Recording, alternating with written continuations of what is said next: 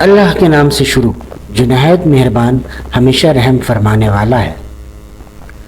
تم یقیناً ان لوگوں سے خوب واقف ہو جنہوں نے تم میں سے ہفتے کے دن سرکشی کی تھی، تو ہم نے ان سے فرمایا کہ تم دھتکارے ہوئے بندر بن جاؤ، بس ہم نے اس کو اس زمانے اور اس کے بعد والے لوگوں کے لیے عبرت اور پرہیزگاروں کے لیے نصیحت بنا دیا۔ اور جب موسیٰ نے اپنی قوم سے فرمایا کہ بے شک اللہ تمہیں حکم دیتا ہے کہ ایک گائے ذبح کرو، وہ بولے کیا آپ ہمیں مسخرہ بناتے ہیں؟ موسیٰ نے فرمایا اللہ کی پناہ مانگتا ہوں کہ میں جاہلوں میں سے ہو جاؤں۔ انہوں نے کہا آپ ہمارے لیے اپنے رب سے دعا کریں کہ وہ ہم پر واضح کر دے کہ گائے کیسی ہو۔ کہا بے شک وہ فرماتا ہے کہ وہ گائے نہ تو بوڑھی ہو اور نہ بالکل کم عمر بلکہ درمیانی عمر کی ہو، بس اب تعمیل کرو جس کا تمہیں حکم دیا گیا ہے۔ وہ بولے اپنے رب سے ہمارے حق میں دعا کریں وہ ہمارے لیے واضح کر دے کہ اس کا رنگ کیسا ہو۔ کہا وہ فرماتا ہے کہ وہ گائے زرد رنگ کی ہو، اس کی رنگت خوب گہری ہو، دیکھنے والوں کو بہت بھلی لگے۔ انہوں نے کہا آپ ہمارے لیے اپنے رب سے درخواست کیجئے کہ وہ ہم پر واضح فرما دے کہ وہ کون سی گائے ہے۔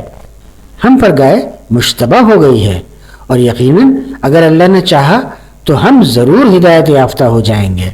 اللہ تعالیٰ فرماتا ہے یقینی طور پر ایسی گائے ہو جس سے نہ زمین میں ہل چلانے کی محنت لی جاتی ہو اور نہ کھیتی کو پانی دیتی ہو، بالکل تندرست ہو، اس میں کوئی داغ دھبا بھی نہ ہو۔ انہوں نے کہا اب آپ ٹھیک بات لائے۔ پھر انہوں نے اس کو ذبح کیا، حالانکہ وہ ذبح کرتے معلوم نہ ہوتے تھے۔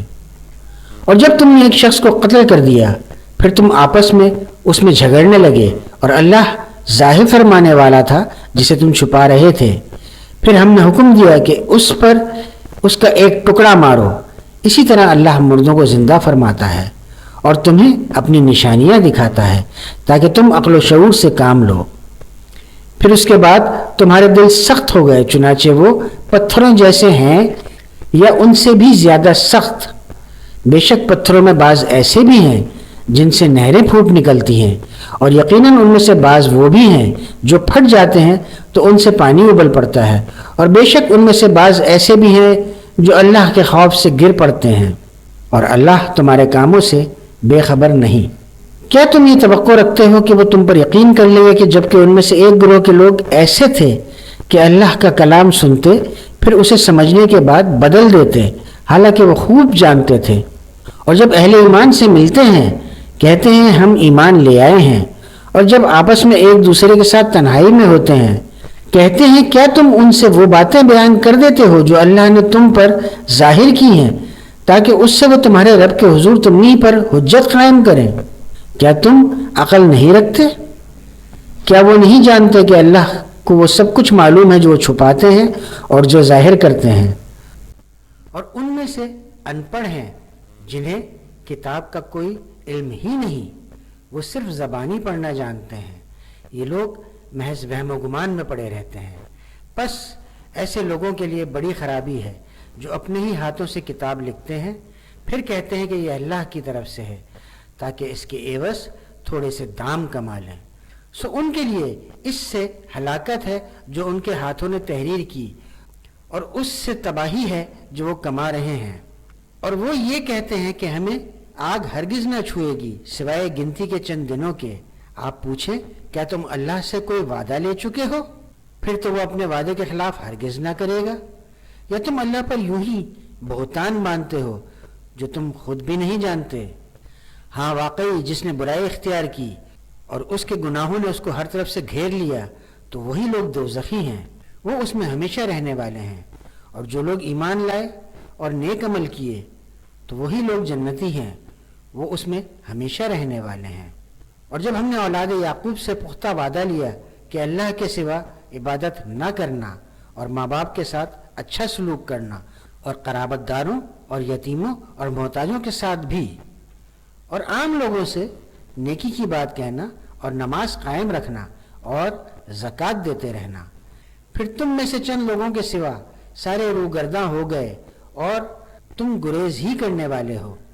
اور جب ہم نے تم سے پختہ عہد لیا کہ تم ایک دوسرے کا خون نہیں بہاؤ گے اور نہ اپنے لوگوں کو جلا وطن کرو گے، پھر تم نے اقرار کر لیا اور تم گواہی دیتے ہو، پھر تم ہی وہ لوگ ہو کہ اپنوں کو قتل کر رہے ہو اور اپنے ہی ایک گروہ کو ان کے وطن سے باہر نکال رہے ہو اور ان کے خلاف گناہ اور زیادتی کے ساتھ مدد بھی کرتے ہو، اور اگر وہ قیدی ہو کر تمہارے پاس آ جائیں تو ان کا فدیہ دے کر چھڑا لیتے ہو، حالانکہ ان کا وطن سے نکالا جانا بھی تم پر حرام کر دیا گیا تھا۔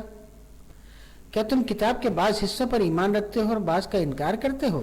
بس تم میں سے جو شخص ایسا کرے اس کی کیا سزا ہو سکتی ہے، سوائے اس کے کہ دنیا کی زندگی میں ذلت ہو اور قیامت کے دن سخت ترین عذاب کی طرف لوٹائے جائیں گے، اور اللہ تمہارے کاموں سے بے خبر نہیں۔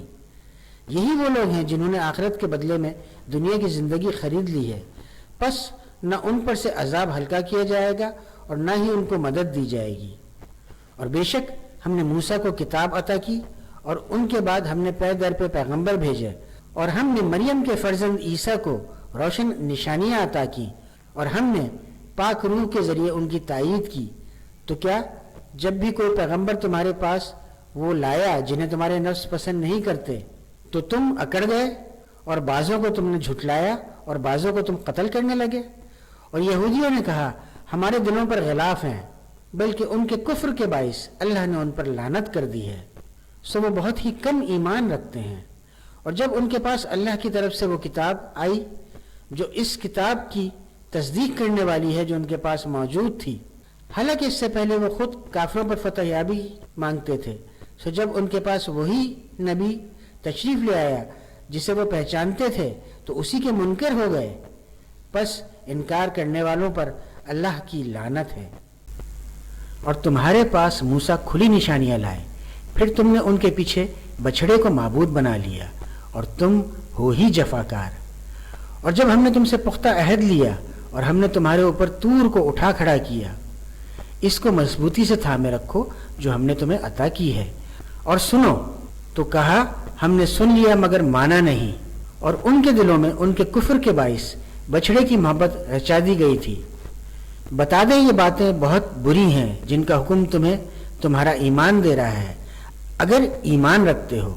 آپ فرما دیں اگر آخرت کا گھر اللہ کے نزدیک صرف تمہارے لیے ہی مخصوص ہے اور لوگوں کے لیے نہیں تو تم موت کی آرزو کرو اگر تم سچے ہو۔ وہ ہرگز کبھی اس کی آرزو نہیں کریں گے ان گناہوں کے باعث جو ان کے ہاتھ آگے بھیج چکے ہیں، اور اللہ ظالموں کو خوب جانتا ہے۔ آپ انہیں یقیناً سب لوگوں سے زیادہ جینے کی ہوس میں مبتلا پائیں گے، اور مشرکوں سے بھی زیادہ ان میں سے ہر ایک چاہتا ہے کہ کاش اسے 1000 برس کی عمر مل جائے۔ اگر اسے اتنی عمر مل بھی جائے تو بھی یہ اسے عذاب سے بچانے والی نہیں ہو سکتی، اور اللہ ان کے اعمال کو خوب دیکھ رہا ہے۔ آپ فرما دیں جو شخص جبرائیل کا دشمن ہے کیونکہ اس نے اس کو آپ کے دل پر اللہ کے حکم سے اتارا ہے، اپنے سے پہلے کی تصدیق کرنے والا ہے اور مومنوں کے لیے ہدایت اور خوشخبری ہے۔ جو شخص اللہ کا اور اس کے فرشتوں اور اس کے رسولوں کا اور جبرائیل اور میکائیل کا دشمن ہوا تو یقیناً اللہ کافروں کا دشمن ہے، اور بے شک ہم نے آپ کی طرف روشن آیتیں اتاری ہیں اور ان کا سوائے نافرمانوں کے کوئی انکار نہیں کر سکتا۔ اور کیا جب بھی انہوں نے کوئی عہد کیا تو ان میں سے ایک گروہ نے اسے توڑ کر پھینک دیا، بلکہ ان میں سے اکثر ایمان ہی نہیں رکھتے۔ سامعین مکرم، قرآن مجید آقائے دو جہاں حضرت محمد مصطفیٰ صلی اللہ علیہ وآلہ وسلم کا ایک ایسا معجزہ ہے جو قیامت تک قائم رہے گا۔ قرآن مجید اللہ تعالیٰ کا وہ پیغام ہے جو تمام انسانیت کے لیے ہے۔ اس پیغام کے ذریعے ہم نہ صرف ہدایت پا سکتے ہیں اور اپنی مشکلات کا حل تلاش کر سکتے ہیں، بلکہ اپنی ذاتی، انفرادی، ملکی، ملی غرض ہر سطح پر اس دنیا میں اور آخرت میں اپنے مسائل کا تمام حل قرآن مجید سے لے سکتے ہیں۔ قرآن مجید میں کئی انبیاء علیہم السلام اور دوسرے لوگوں کے مخصوص واقعات مذکور ہیں جو ہمارے لیے اصلاح کا باعث ہیں۔ اللہ رب العزت نے وہ قرآن مجید میں بیان فرما دیے۔ آپ قرآن مجید کی مختلف آیات کا ترجمہ سننے والے ہیں، جس کو سن کر آپ کو اللہ سبحانہ تعالیٰ کا پیغام سمجھ میں آ جائے گا۔ آپ سے گزارش ہے کہ برائے مہربانی اس پیغام کو شیئر اور سبسکرائب کریں تاکہ مختصر سے وقت میں بغیر عربی کے آپ اسے اردو زبان میں بہتر طریقے سے سمجھ سکیں گے اور جلدی سیکھ سکیں گے۔ آپ کے اس ترجمے کو شیئر کرنے سے جو بھی سنے گا وہ آپ کے لیے بھی ثواب جاریہ بنے گا، جو آپ کی زندگی میں اور قبر میں بھی آسانی پیدا کرتا رہے گا۔ جب تک اس کو لوگ سنتے رہیں گے تب تک آپ کو ثواب ملتا رہے گا انشاءاللہ تعالی۔